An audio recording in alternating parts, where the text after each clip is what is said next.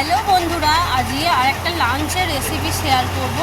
তার জন্য একটা বাটিতে ভালো করে পরিষ্কার করে ধুয়ে নিয়েছি চিংড়ি মাছ।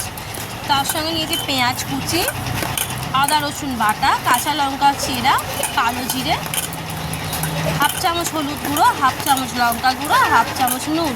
এবার এটাকে ভালো করে মিক্স করে নিতে হবে যেন মশলাটা মাছের সাথে ভালোভাবে মিশে যায়। ভালো করে মেশানো হয়ে গেলে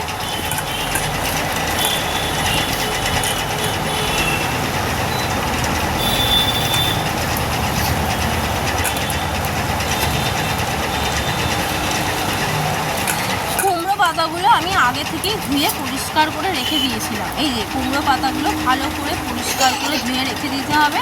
এবার এই কুমড়ো পাতার মধ্যে চিংড়ি মাছ আর ওই মিশ্রণটা দিতে হবে, দিয়ে এটাকে ভালো করে মুড়ে নিতে হবে।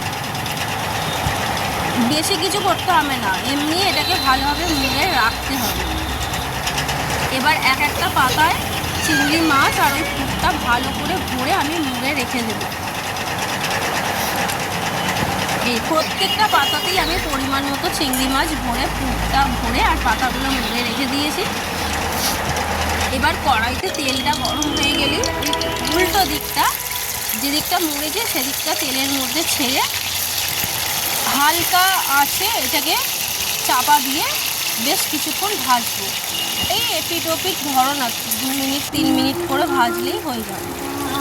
এবার একটা পিঠ ভাজা হয়ে গেলে আরেকটা পিঠ উল্টে ভালো করে ভেজে তুলে নেব।